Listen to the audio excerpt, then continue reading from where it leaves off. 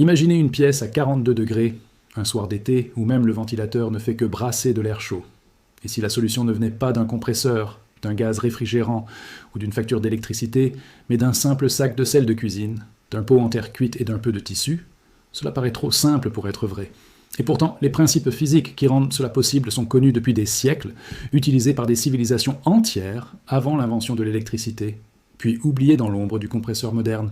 Aujourd'hui, ces mêmes principes reviennent étudiés par des ingénieurs et des chercheurs qui cherchent une alternative low-tech, peu coûteuse et durable à la climatisation.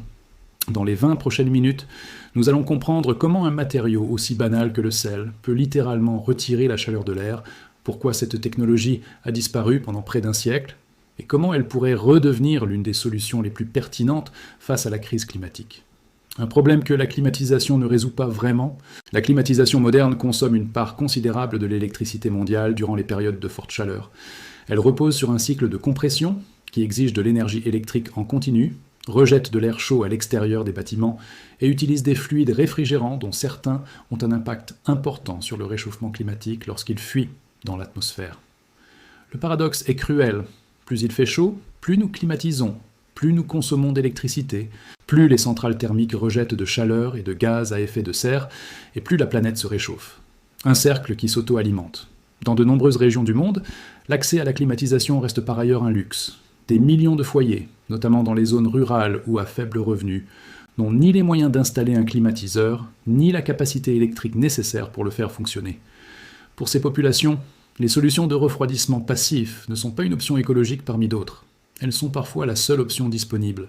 C'est précisément dans ce contexte que les techniques anciennes de refroidissement, longtemps considérées comme dépassées, retrouvent un intérêt scientifique et pratique considérable. Pour comprendre le principe du refroidissement par le sel, il faut d'abord revenir à une notion beaucoup plus ancienne, le refroidissement par évaporation. Dans l'Égypte antique, les habitants plaçaient déjà de l'eau dans des jarres poreuses, exposées au vent du soir. L'eau s'infiltrait lentement à travers la paroi de terre cuite, s'évaporait à la surface, et ce processus d'évaporation absorbait de la chaleur, refroidissant le contenu de la jarre. Ce principe, d'une simplicité désarmante, repose sur une loi physique fondamentale. Pour qu'un liquide passe de l'état liquide à l'état gazeux, il doit absorber de l'énergie thermique. Cette énergie est prélevée directement dans l'environnement immédiat, ce qui produit un effet de refroidissement local. Les civilisations perses ont poussé ce principe beaucoup plus loin, avec les tours à vent, appelées bajir, que l'on retrouve encore aujourd'hui dans des villes comme Yazd en Iran. Ces tours captèrent les courants d'air en hauteur et les canalisaient vers des bassins d'eau ou des chambres souterraines, produisant un flux d'air rafraîchi qui circulait dans les habitations. Les Perses ont également construit des glacières souterraines, les yakshals, capables de conserver de la glace en plein désert grâce à une combinaison de masse thermique, de ventilation et d'évaporation. Le sel entre dans cette histoire d'une manière différente mais complémentaire. Le sel, et plus largement les matériaux dits hygroscopiques, ont la particularité chimique d'attirer et d'absorber l'humidité présente dans l'air ambiant. Cette propriété est connue depuis longtemps dans le monde agricole et industriel, où le sel sert par exemple à assécher des aliments ou à contrôler l'humidité dans des espaces de stockage. Ce n'est que plus récemment que des chercheurs en physique du bâtiment ont commencé à étudier sérieusement comment cette capacité du sel à capter et relâcher l'humidité pourrait être combinée au principe ancien du refroidissement par évaporation, pour créer un système capable de fonctionner sans électricité ou avec une consommation extrêmement réduite. Comment fonctionne réellement un refroidisseur au sel ? Le principe repose sur deux phénomènes physiques bien établis, utilisés en tandem. Le premier est l'absorption hygroscopique. Certains sels, notamment le chlorure de sodium que l'on trouve dans le sel de table, mais plus efficacement encore le chlorure de calcium ou le chlorure de lithium, utilisés dans des applications industrielles, ont la capacité d'attirer les molécules d'eau présentes dans l'air. Lorsque l'air ambiant est humide, ces sels captent une partie de cette humidité et la retiennent, un peu comme une éponge retient l'eau. Ce processus d'absorption est en réalité exothermique à très court terme, mais il permet surtout de préparer la phase suivante, la plus importante pour le refroidissement. Le second phénomène est l'évaporation, lorsque l'humidité captée par le sel est ensuite exposée à un flux d'air sec et à de la chaleur, elle s'évapore. Or, comme nous l'avons vu avec les jarres égyptiennes, l'évaporation d'un liquide absorbe de la chaleur latente. Cette chaleur est prélevée dans l'air environnant, ce qui abaisse la température de cet air. Dans un dispositif artisanal simple, on utilise généralement un pot en terre cuite non émaillée, poreuse, rempli d'un mélange d'eau et de sel, ou d'un tissu imbibé d'une solution saline placée devant une source de courant d'air. L'air qui traverse le tissu ou la surface humide se charge en vapeur d'eau, ce qui refroidit cet air par transfert d'énergie. Le sel, dans ce contexte artisanal, joue un rôle d'appoint. Il ralentit l'évaporation de l'eau, ce qui permet au dispositif de fonctionner plus longtemps avec une même quantité d'eau, tout en modifiant légèrement la pression de vapeur à la surface du liquide. Il faut être honnête sur un point important. Dans la version la plus simple et la moins coûteuse de ce type de refroidisseur, l'essentiel de l'effet rafraîchissant provient de l'évaporation de l'eau elle-même, un phénomène bien documenté et largement utilisé dans les climatiseurs évaporatifs commerciaux, aussi appelés refroidisseurs à eau ou swamp coolers, dans les régions arides d'Amérique du Nord. Le sel améliore la régularité et la durée de l'effet, et dans des dispositifs plus sophistiqués utilisant des sels fortement hygroscopiques associés à des cycles jour-nuit, la contribution du sel à l'échange thermique devient plus significative. Des travaux de recherche récents en physique des matériaux, explorant d'ailleurs des gels ou des composites imprégnés de sel hygroscopique capables d'absorber l'humidité de l'air pendant la nuit, quand l'air est plus frais et plus humide, pour ensuite relâcher cette eau sous forme de vapeur durant la journée, produisant un cycle de rafraîchissement autonome. Ce type de système reste à ce stade largement expérimental à l'échelle du laboratoire et n'a pas encore été démontré comme une solution mature et généralisable pour le grand public. La version artisanale à moins de 20 €, elle, reste avant tout un système de refroidissement évaporatif amélioré par le sel, efficace dans certaines conditions climatiques précises et limité dans d'autres. Pourquoi cette technologie fonctionne mieux dans certains climats ? L'efficacité du refroidissement évaporatif, avec ou sans sel, dépend directement d'un facteur, l'humidité relative de l'air ambiant.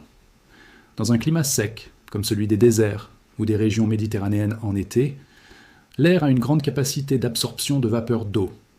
L'évaporation y est donc rapide et intense, produisant un effet de refroidissement marqué, qui peut atteindre plusieurs degrés de différence entre l'air entrant et l'air sortant du dispositif. Dans un climat déjà humide, en revanche, l'air est proche de la saturation en vapeur d'eau. Il ne peut absorber que très peu d'humidité supplémentaire, ce qui limite fortement l'évaporation et donc l'effet rafraîchissant. C'est précisément dans ce type de climat que l'ajout de sel hygroscopique peut apporter un léger avantage. En modifiant les propriétés de surface du liquide, certains sels permettent de maintenir un minimum d'évaporation même lorsque l'air est relativement chargé en humidité, sans toutefois transformer un climat tropical humide en environnement propice à ce type de refroidissement. Cette dépendance au climat est la limite la plus importante de toute cette famille de technologies. Un refroidisseur au sel n'est pas une solution universelle. C'est un outil parfaitement adapté à certaines régions du monde et largement inefficace dans d'autres. Comment construire un refroidisseur au sel simple ? Le principe de base peut être reproduit avec des matériaux courants et peu coûteux, ce qui explique l'intérêt croissant pour ce type de projet parmi les amateurs de solutions low-tech. La structure typique repose sur un contenant poreux, souvent un pot en terre cuite non vernissée, dont les parois laissent passer lentement l'humidité. On y verse une solution d'eau salée, dont la concentration reste modérée afin de ne pas cristalliser trop rapidement.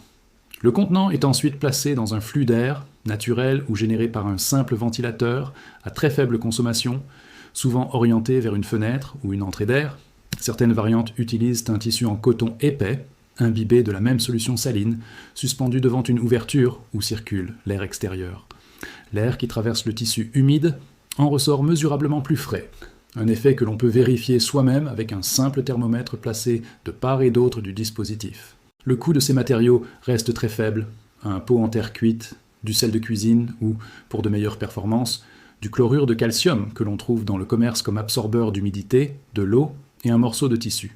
L'ensemble peut effectivement être assemblé pour un montant très inférieur à celui d'un climatiseur, même d'entrée de gamme. Il est important de noter que l'efficacité de ce type de dispositif reste limitée à un rafraîchissement localisé, celui d'une pièce de taille modeste, plutôt qu'un refroidissement de l'ensemble d'un logement. Ce n'est pas un climatiseur au sens propre, mais un complément passif qui peut réduire de manière sensible la température ressentie dans un espace restreint, en particulier lorsqu'il est associé à d'autres stratégies de rafraîchissement naturel, comme l'ombrage, la ventilation croisée ou l'isolation thermique. Autour de ce type de technologie circulent de nombreuses affirmations qu'il convient de clarifier. Premier mythe, le sel refroidirait l'air par lui-même, sans eau. C'est faux. Le sel seul n'a aucun pouvoir de refroidissement direct. Il agit uniquement comme un régulateur de l'évaporation de l'eau, en captant et relâchant l'humidité. Sans eau, il n'y a aucun effet rafraîchissant. Deuxième mythe, un refroidisseur au sel peut remplacer totalement un climatiseur électrique. C'est également inexact. Dans les climats humides, son efficacité est très limitée. Même dans les climats secs, il ne descend généralement pas la température en dessous d'un certain seuil lié à la température humide de l'air, un concept physique bien établi appelé température de bulbe humide, qui fixe une limite théorique à tout système de refroidissement purement évaporatif. Troisième mythe, cette technologie serait une découverte moderne. En réalité, comme nous l'avons vu, le principe de base de l'évaporation refroidissante est utilisé depuis des millénaires. Ce qui est plus récent, c'est l'étude scientifique approfondie des matériaux hygroscopiques et leur intégration dans des dispositifs de refroidissement optimisés. Ce qui est en revanche confirmé par la science, l'évaporation absorbe de la chaleur latente, c'est un principe de thermodynamique fondamentale. Les matériaux hygroscopiques modifient effectivement la dynamique de cette évaporation. Et les architectures anciennes utilisant le vent, l'eau et la masse thermique du sol produisirent des résultats de rafraîchissement mesurables, documentés par des relevés de température dans des bâtiments historiques encore existants aujourd'hui. En Iran, les tours à vent de la ville de Yazd continuent d'attirer touristes et chercheurs, et certaines études de physique du bâtiment ont mesuré des écarts de température significatifs entre l'air extérieur et l'air à l'intérieur des habitations traditionnelles équipées de badjir, particulièrement lorsque ces tours sont couplées à des bassins d'eau ou des canaux souterrains. Au Nigeria, l'inventeur Mohamed Bah Abba a popularisé dans les années 1990 le principe du pot dans le pot, une technique consistant à placer un petit pot en terre cuite à l'intérieur d'un plus grand, avec du sable humide entre les deux. L'évaporation de l'eau contenue dans le sable refroidit l'intérieur du petit pot, permettant de conserver des légumes plusieurs jours sans réfrigération électrique dans des zones rurales, sans accès à l'électricité. Ce projet, bien que basé sur l'eau plutôt que sur le sel, illustre le même principe physique fondamental et a été largement documenté et reconnu pour son impact sur les communautés rurales. En Espagne et dans d'autres régions méditerranéennes, des architectes contemporains réintègrent des éléments de refroidissement passif inspirés des techniques traditionnelles, notamment des patios intérieurs, des puits de lumière ventilés et des matériaux à forte inertie thermique, dans des constructions modernes cherchant à réduire leur dépendance à la climatisation mécanique. Aux États-Unis, dans les régions désertiques comme l'Arizona ou le Nevada, les refroidisseurs évaporatifs commerciaux, souvent appelés swamp coolers, restent une solution répandue et nettement moins coûteuse en énergie qu'un climatiseur classique, précisément parce que le climat local, très sec, est idéalement adapté à ce type de technologie. Le principal avantage de cette famille de solutions est sa sobriété énergétique. Un dispositif purement évaporatif, sans ventilateur électrique, ne consomme aucune électricité. Même avec un petit ventilateur d'appoint, la consommation reste sans commune mesure avec celle d'un climatiseur à compression. Le coût de fabrication est également très faible, ce qui rend cette solution accessible dans des contextes où l'achat d'un climatiseur est financièrement hors de portée. Ces systèmes ne nécessitent aucun fluide réfrigérant polluant, et leur empreinte environnementale de fabrication est minime comparée à celle d'un appareil électronique complexe. En revanche, les limites sont réelles et ne doivent pas être minimisées. L'efficacité dépend fortement du climat local, avec une performance quasi nulle dans les environnements très humides. Le rafraîchissement obtenu reste généralement modeste, de l'ordre de quelques degrés, et non comparable à la baisse de température qu'un climatiseur électrique peut produire. L'entretien régulier est nécessaire, notamment le nettoyage du sel cristallisé et le remplacement de l'eau, sous peine de développement de moisissures ou de mauvaises odeurs. Et l'effet reste localisé à un espace restreint, plutôt qu'à l'ensemble d'un bâtiment. Ce que ce petit pot de terre cuite et cette poignée de sel nous rappellent, c'est que certaines des solutions les plus élégantes ne cherchent pas à dominer la nature, mais à travailler avec elle. Là où la climatisation moderne combat la chaleur par la force, en consommant toujours plus d'énergie, le refroidissement par évaporation et absorption saline utilise les lois mêmes de la physique, le passage de l'eau de l'état liquide à l'état gazeux, pour produire un effet rafraîchissant presque gratuit. Ce n'est pas une solution miracle. Elle ne remplacera pas un climatiseur dans un appartement tropical humide, et elle ne suffira pas, seule, à traverser une canicule extrême. Mais dans de nombreuses régions du monde, et pour de nombreux usages ponctuels, elle représente une alternative crédible, économique et étonnamment efficace, héritée de civilisations qui avaient compris, bien avant nous, comment vivre en équilibre avec leur climat plutôt que de lutter constamment contre lui. Peut-être que la véritable innovation dans les années à venir ne consistera pas à inventer de nouvelles machines toujours plus gourmandes en énergie, mais à redécouvrir, affiner et adapter ce que des générations entières avaient déjà mis au point, avec de la terre cuite, du vent et un peu de sel.